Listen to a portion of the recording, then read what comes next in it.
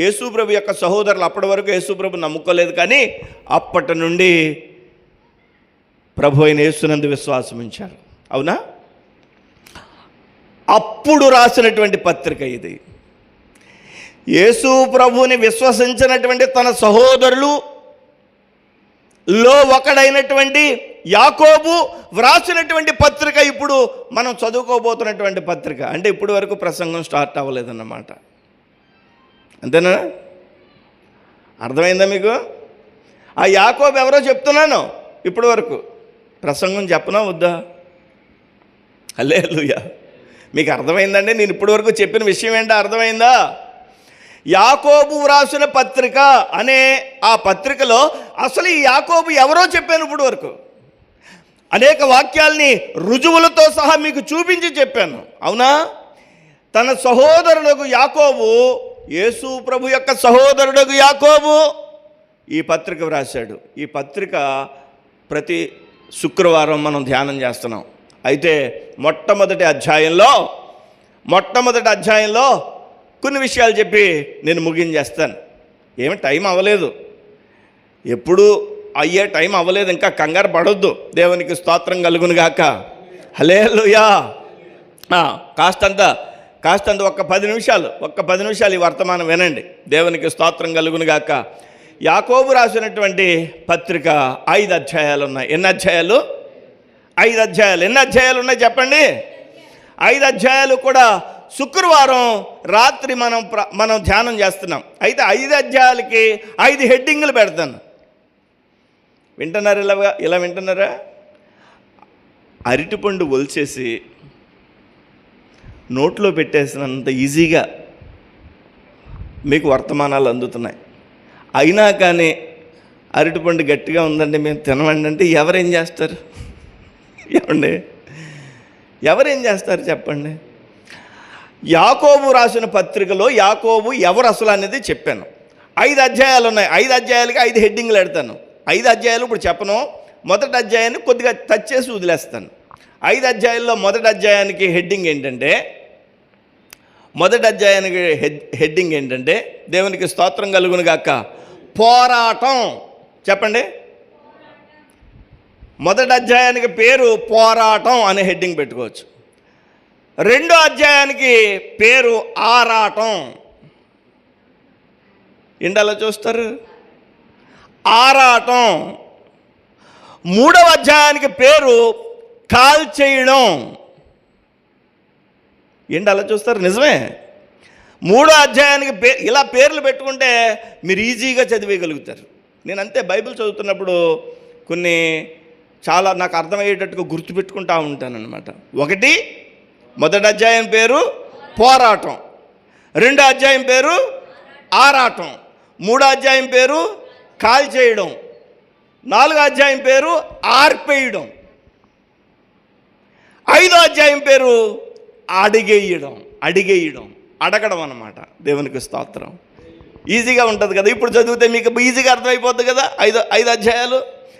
5 అధ్యాయాల పేర్లు ఒకసారి చెప్తున్నాను మరలా. మొదటి అధ్యాయం పోరాటం, రెండో అధ్యాయం ఆరాటం, మూడో అధ్యాయం కాల్చేయడం, నాలుగో అధ్యాయం ఆర్పేయడం, ఐదో అధ్యాయం అడగడం అన్నమాట. పోరాటం. మనం అనేక సమస్యల గుండా వెళ్తాం, పోరాడాలి అని చెప్తాడు యాకోబు. హల్లెలూయా. రెండవది ఆరాటం. నువ్వు వాక్యాన్ని వింటున్నావు, వాక్యాన్ని ధ్యానిస్తున్నావు, అది నీ జీవితంలో అన్వయించుకోవడానికి ఆరాటపడాలి అంటాడు. హల్లెలూయా. మూడవది కాల్చేయడం. అంటే నీ శరీరంలో అతి ప్రమాదకరమైనటువంటి అవయవం ఏదైనా ఉందా అంటే అబ్బాయి నాలుకే. ఊరు కాల్చేస్తుంది. ఒక మాట అన్నావంటే కాల్చేస్తుంది నీ మాట అని చెప్తాడు 3వ అధ్యాయంలో. 4వ అధ్యాయంలో ఒరేయ్ ఎవరన్నా కాల్చేస్తే నువ్వు ఉన్నదెందుకురా, ఆర్పేయాలరా బాబా, సమాధానపరచాలి అని చెప్తాడు 4వ అధ్యాయంలో. 5వ అధ్యాయంలో దేవుని దగ్గర ఎలా అడగాలో ఏం అడగాలో చెప్తాడు 5వ అధ్యాయంలో. అర్థమైపోతుందా మీకు? మొదటి అధ్యాయం 2-3 మాటలన్నా చెప్పుకోకపోతే ప్రసంగం ఏం చెప్పుకున్నట్టు మనం ఈరోజు? ప్రసంగం విన్నారా మీరు? దేవునికి స్తోత్రం. హల్లెలూయా. 2-3 విషయాలు. యాకోబు పత్రిక మొదటి అధ్యాయము, యాకోబు పత్రిక మొదటి అధ్యాయము మనం కొన్ని విషయాలు చూద్దాం. మొదటి అధ్యాయం మొదటి వచనం, దేవుని యొక్కయు ప్రభువైన యేసుక్రీస్తు యొక్కయు దాసుడైన యాకోబు. ఆహా, ఏమంటున్నాడో చూడండి. యేసు ప్రభుకి సహోదరుడిగా ఉన్నవాడు, యేసు ప్రభుకి సహోదరుడైనటువంటి యాకోబు ఇప్పుడు అంటున్నాడు, మారు మనసు పొంది రక్షణ పొందాక మా అన్నయ్యేమో అనుకున్నాను, కానీ అన్నయ్య కాదు, మా అన్న రక్షకుడు అని తెలుసుకున్న తర్వాత యాకోబు అంటున్నాడు, దేవుని యొక్కయు ప్రభువైన యేసుక్రీస్తు యొక్కయు దాసుడైన యాకోబు అన్య దేశముల యందు చెదరి ఉన్న 12 గోత్రముల వారికి శుభమని చెప్పి వ్రాయినది. ఎవరికి రాస్తున్నాడంటే, సంఘం ప్రారంభమైన తర్వాత హేరోదు రాజు యొక్క ఆధ్వర్యంలో సంఘం చెదరగొట్టబడింది.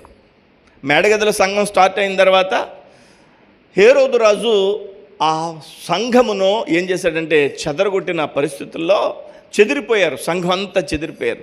చెదిరిపోయినటువంటి ఆయా చోట్ల ఉన్నటువంటి ఆ దేవుని పిల్లలైనటువంటి వారికి యాకోబు ఉత్తరం రాశాడు. ఆ ఉత్తరమే ఈ పత్రిక. దేవునికి స్తోత్రం కలుగును గాక. ఏమి రాశాడు చూడండి, 2వ వచనం, నా సహోదరులారా, మీ విశ్వాసమునకు కలుగు పరీక్ష ఓర్పును పుట్టించమని ఎరిగి మీరు నానా విధములైన శోధనలలో పడినప్పుడు అది మహానందమని ఎంచుకునుడి. దేవునికి స్తోత్రం కలుగును గాక. హల్లెలూయా. ఏ విషయములోనైనను కొదువులు లేని వారై ఉండునట్లు ఓర్పు తన క్రియను కొనసాగింపనీయుడి. ఏమని చెప్తున్నాడు చూడండి, అబ్బాయ్, మీరు ప్రభువైన యేసుక్రీస్తునందు విశ్వాసం ఉంచారు, మీరు ఇప్పుడు చెదరగొట్టబడ్డారు, మీరు ఇప్పుడు ఎక్కడో మరి భయంకరమైనటువంటి ఒంటరితనంలో మీరున్నారు, మీరు స్వదేశంలో లేరు, మీరు చెదరగొట్టబడ్డారు, మీకు పరీక్ష ఎదురైంది. మీరేం చేయాలంటే ఓర్పు కలిగి ఉండాలి పరీక్షలో. హల్లెలూయా. మనందరికీ మన విశ్వాసంలో ఓర్పు ఉండాలి. ఏముండాలి చెప్పండి, ఏముండాలి? ఓర్పు ఉండాలి. ఎంత ఓర్పు ఉంటే అంత పరీక్షలో మనం నెగ్గడానికి అవకాశం ఉంది. దేవునికి స్తోత్రం కలుగును గాక. పరీక్ష ఓర్పును పుట్టించునని ఎరిగి మీరు నానా విధములైన శోధనలలో పడినప్పుడు అది మహానందమని ఎంచుకునుడి. ఓ భక్తుడు అన్నాడు, మోకాళ్ళు నల్లబడితే ముఖాలు తెల్లబడతాయి అన్నాడు. దాని అర్థం ఏంటంటే, ఎప్పుడు ప్రార్థన చేసుకుంటే ఎప్పుడు కన్నీళ్ళు కారుస్తామంటే చెప్పండి, అన్ని కష్టాలు ఉన్నప్పుడు కన్నీళ్ళు కారుస్తాం, అవునా? అన్నీ బాగానే ఉన్నాయనుకోండి, అది దేవుడు గుర్తురాడు, ఎవరు గుర్తురారు. సమస్యలు అనేది మనకి ఆశీర్వదించబడడానికే. దేవునికి స్తోత్రం కలుగునుగాక. సంఘమా, మీకు పరీక్ష ఎదురైందంటే ఓర్పును నేర్చుకోండి. మీరు ఓర్పుగా ఉండండి. మీరు ఎంత ఓర్పుగా ఉంటే అంత విజయాన్ని మీరు సంపాదించుకుంటారు అని అంటాడు. దేవునికి స్తోత్రం కలుగునుగాక. ఓర్పు కలిగి ఉండండి పరీక్షలో. 5వ వచనం నుంచి, మీలో ఎవరికైనా జ్ఞానము కొదువుగా ఉన్న ఎడలా అతడు దేవుణ్ణి అడగవలెను, అప్పుడు అది అతనికి అనుగ్రహింపబడును. ఆయన ఎవరిని గద్దింపక అందరికీ ధారాళముగా దయచేయను. అయితే అతడు ఏమాత్రమునో సందేహింపక విశ్వాసముతో అడగవలను. సందేహించువాడు గాలి చేత రేపబడి ఎగిరిపడు సముద్ర తరంగమును పోలియుండును అని అంటాడు. మీకు జ్ఞానం కొదువుగా ఉందా? తెలివితేటలు కొదువుగా ఉన్నాయా? మీరు దేవుని దగ్గర అడగాలి. ఎవరన్నా మిమ్మల్ని తెంగరుడు అన్నారా? తెంగరదు అన్నారా? బోళంది మంది అన్నారా? నిజమే, నన్ను కూడా అన్నారు. దేవునికి స్తోత్రం కలుగును గాక. మనం తెలివి జ్ఞానం మన ప్రభు దగ్గర నేర్చుకోవాలి. దేవునికి స్తోత్రం కలుగును గాక. హల్లెలూయా. మనం మన ప్రభు దగ్గరే నేర్చుకోవాలి. మనల్ని జ్ఞానము కలిగిన వారిగా చేయగలిగినటువంటి వాడు మన దేవుడే. ఇక్కడ అదే చెప్తాడు, మీరు పరీక్షలు ఎదురైనప్పుడు మీ జీవితంలో ఓర్పుగా ఉండండి. ఎంత ఓర్పుగా ఉంటారంటే, విజయం సాధించేదంత ఓర్పుగా ఉండండి, జ్ఞానం కలిగి ఉండండి, మీకు తెలివి కలిగి ఉండండి. ఒకవేళ జ్ఞానము తెలివితేటలు మీకు లేకపోతే దేవుని దగ్గర అడగండి, విశ్వాసముతో అడగండి, దేవుడు దాన్ని ధారాళంగా దయచేస్తాడు. విశ్వాసం లేదా మీకు? కొదువుగా ఉందా విశ్వాసం? ఏమండి మాకు విశ్వాసం కుదరడం లేదండి అని అంటారా? అయితే విశ్వాసం ఈ ప్రభువా అని అడగండి అని ప్రభు అని యాకోబు తనక చెదరగొట్టబడిన సహోదరులకు చెప్తున్నాడు. చెదరగొట్టబడిన వారికి వాక్యం అందుద్దండి? చెదరగొట్టబడిన వారికి వాక్యం అందుద్దా? వాక్యం అందే మనకే విశ్వాసాన్ని కాపాడుకోవడానికి ఎంత కఠినంగా ఉంటే అసలు వాక్యమే అందనటువంటి వారికి వారి విశ్వాసాన్ని ఎలా కాపాడుకుంటారు? అందుకనే యాకోబు ఉత్తరం రాసి అంటున్నాడు, మీరు విశ్వాసాన్ని కాపాడుకోండి, జాగ్రత్తగా ఉండండి. హల్లెలూయా. అటు మనుష్యుడు ద్విమానుష్కుడై తమ సమస్త మార్గములందు అస్థిరుడు గనుక ప్రభునందు తనకేమైనను దొరుకునని తలంచుకునరాదు. మీకు విశ్వాసం లేకపోతే మీకు దేవుడు ఏదో చేస్తాడని మీరు నమ్మక్కర్లేదు. మీరు విశ్వాసం కలిగి ఉంటే దేవుడు మీ పక్షంగా ఉంటాడని విశ్వసించి వాడు నమ్మండి అని అంటున్నాడు. 9వ వచనం నుంచి, దీనుడైన సహోదరుడు తనకు కలిగిన ఉన్నత దశ యందు అతిశయింపవలను, ధనవంతుడైన సహోదరుడు తనకు కలిగిన దీనదశ యందు అతిశయించవలను. ఎలా అనగా ఇతడు గడ్డి పువ్వు వలె గతించిపోను, సూర్యుడు ఉదయించి వడగాలి కొట్టి గడ్డిని మార్చివేయుగా దాన్ని పువ్వురాలును దాని స్వరూప సౌందర్యము నశించును, అలాగే ధనవంతుడును తన ప్రయత్నములలో వాడిపోవును. మీరు సమాజాన్ని చూస్తున్నారే, సమాజంలో ధనవంతులు ఎంతో అన్ని సౌకర్యాలు కలిగిన వారు, అన్ని సుఖాలు అనుభవిస్తున్నటువంటి వారిని చూసి మీరు అతిశయించొద్దు, మీరు కంగారు పడొద్దు. మీరు దేన్ని బట్టి అతిశయించాలంటే మీకున్న దీన దశ యందు దేవుణ్ణి మేము కలిగి ఉన్నామని అతిశయించండి. దేవునికి స్తోత్రం కలుగును గాక. హల్లెలూయా. పొద్దున్నుండి సాయంత్రం వరకు ఏసీలో ఉన్నవాడికి ఎక్కువ జబ్బులు ఉంటాయా? పొద్దున్నుండి సాయంత్రం వరకు ఒక చిన్న బరకం వేసుకుని కష్టపడి పనిచేస్తా ఎండుమిరపకాయలు ఇలాగా నూరుకుని కాసంత అన్నంలో కలుపుకొని తినేవాడు ఎక్కువ ఆరోగ్యంగా ఉంటాడా? చెప్పండి, మొహమాటం లేకుండా చెప్పండి. ఏసీలో ఉండేవాడికే ఉంటాయి ఎక్కువ రోగాలు. శుభ్రంగా ఎండలో కష్టపడి చిన్న బరకం కింద కాస్తంత అన్నంలో ఎండుమిరపకాయల నూరుకుని తినేవాడికి ఎక్కువ అనారోగ్యం రాదు. తన యొక్క శరీరం అంతా కూడా ఏమైపోద్ది అంటే చెప్పండి, రాటు తెలిపోద్ది. తన మానసికంగా రాటు తెలిపోతాడు. ఇక్కడ అంటున్నాడు, మీరు బాగా ధనవంతులు చూసి బాధపడొద్దు, మీ దీనత్వం అందు మీకు ఇచ్చినటువంటి పరిస్థితిని బట్టి అతిశయించండి. దేవునికి స్తోత్రం. మనకి ఉన్నదాన్ని బట్టి సంతోషించాలి. అనేక మందిని చూసి మనం కంగారు పడిపోయి వేదన పడిపోవడం కంటే ఉన్నదానిని బట్టి సంతోషించి దేవుణ్ణి మహింపరచాలట, అతిశయించాలట. 12వ వచనం నుంచి చదవండి. శోధన సహించేవాడు ధన్యుడు. నీకు శోధనలు వచ్చినాయా, పరీక్షలు వచ్చినాయా? ఈ పరీక్షలో విశ్వాసంతో నువ్వు ఉంటున్నావా? శోధన సహిస్తే నువ్వు ధన్యుడవు. అతడు శోధనకు నిలిచిన వాడై ప్రభు తన్ను ప్రేమించే వారికి వాగ్దానము చేసిన జీవ కిరీటం పొందును.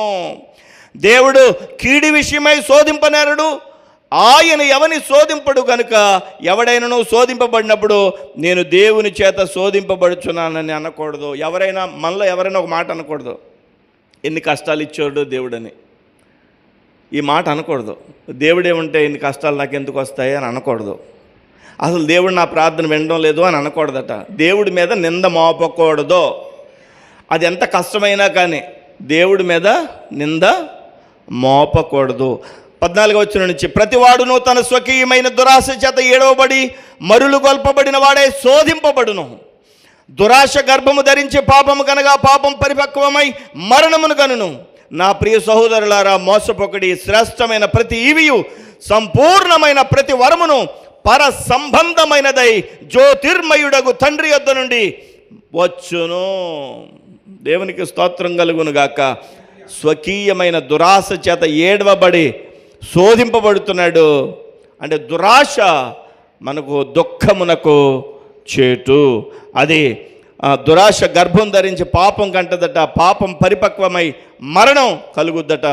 అలాంటి దురాశ మనకు లేకుండానట్లుగా ప్రభువు మనకు సహాయము చేయునుగాక.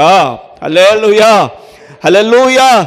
శ్రేష్టమైన ప్రతి ఈవి, సంపూర్ణమైన ప్రతి వరము పర సంబంధమైనదై దేవుడు మనకి ఇవ్వాలి, కానీ మనకి దురాశ వద్దు. దేవునికి స్తోత్రం కలుగును గాక.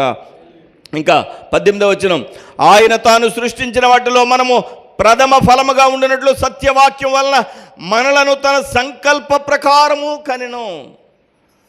దేవుడు మనల్ని కన్నాడు ఎలాగంటే వాక్యం ద్వారా. దేవుడు మనల్ని కన్నాడు ఎలాగంటే మనకు ఆయన పట్ల ఉన్న విశ్వాసం ద్వారా మనల్ని కన్నాడు.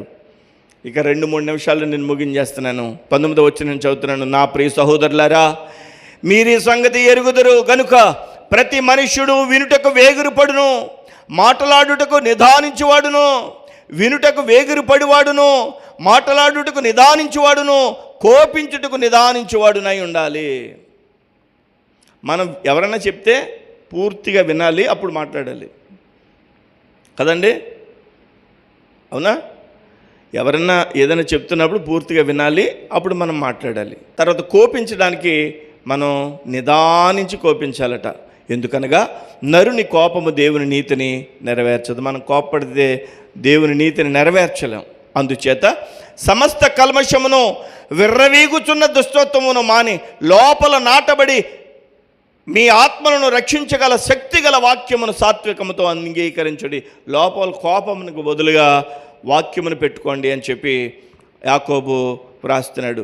మీరు వినువారు మాత్రమే అయ్యుండి మిమ్మరు మీరు మోసపుచ్చుకొనకుండా వాక్య ప్రకారము ప్రవర్తించువాడై ఉండి, ఎవడైనను వాక్యమును వినువాడై ఉండి దాని ప్రకారము ప్రవర్తింపవాడైతే వాడు అద్దములో తన సహజ ముఖమును చూచుకుని మనుష్యుని పోలి ఉన్నాడు. అద్దం ముందు మనం నిలబడితే ఎలా కనిపిస్తామో అలా వాక్యం ముందు నిలబడితే మన యొక్క అంతరంగం మనకు కనిపిస్తుంది. అలాగే వాక్యాన్ని విని దాని ప్రకారం ప్రవర్తించేవాడు ఒక విధంగా ఉంటాడు. వాక్యాన్ని విని దాని ప్రకారం ప్రవర్తింపని వాడు అద్దములో చూసుకొని తన ముఖాన్ని మరిచిపోయినట్లుగా ఉంటాడు. అయితే 25వ వచనం, అయితే స్వాతంత్ర్యము నిన్ను సంపూర్ణమైన నియమములో తేరిచూచి నిలకడగా ఉండేవాడెవడో వాడు విని మరుచువాడు కాక క్రియను చేయువాడై ఉండి తన క్రియలో ధన్యుడగును. దేవునికి స్తోత్రం కలుగును గాక. క్రియను చేయువాడై ఉండి తన క్రియలో ధన్యుడగును. మన విశ్వాసము ద్వారా క్రియ చేయగలగాలి. ఎవడైనను నోటికి కళ్ళెం పెట్టుకొనక తన హృదయమును మోసపరుచుకొంచు భక్తి గలవాడిని అనుకుని ఎడల వాని భక్తి వ్యర్థమే. మనం భక్తి గలవాడు ఉండాలి. మనం నోటి కళ్ళెం పెట్టుకోవాలి. పోరాటాలు, ఇవన్నీ పోరాటాలు. తండ్రి అయిన దేవుని యొద్ద పవిత్రమైన నిష్కళంకమైన భక్తి ఏదనగా దిక్కులేని పిల్లలను విధవరాండ్రను వారి ఇబ్బందులలో పరామర్శించుటయు ఇహలోకమాల్యమును తన కంటకుండా తను తాను కాపాడుకొనుటయే. దేవునికి స్తోత్రం కలుగునుగాక. పోరాటం. దేవుని పిల్లలకే ఉత్తరం రాస్తూ అంటున్నాడు, దేవుని పిల్లలారా, సహోదరులారా, 12 గోత్రముల వారులారా, ప్రపంచమందంతటా చెదరగొట్టబడినటువంటి దేవుని యొక్క సంఘమా, మీరు పోరాటం చేస్తున్నారు. విశ్వాసం అనే పోరాటం. మీ పోరాటంలో ఓర్పు కలిగి ఉండండి, విశ్వాసంతో ఉండండి, మాటలు జాగ్రత్తగా మాట్లాడుతూ ముందుకెళ్ళిపోండి. మీరు ప్రభువునిందే అతిశయించండి. ఇదంతా పోరాటం అని చెప్తున్నాడు. హల్లెలూయా. మనం పోరాటం చేస్తున్నాం.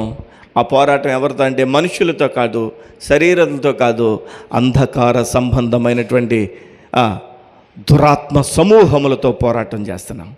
వాటి యొక్క ఎత్తుగడలతో పోరాటం చేస్తున్నాం. కాబట్టి దేవుడు యాకోబు పత్రిక ద్వారా మొట్టమొదటి అధ్యాయం ద్వారా దేవుడు మనతో మాట్లాడాడు.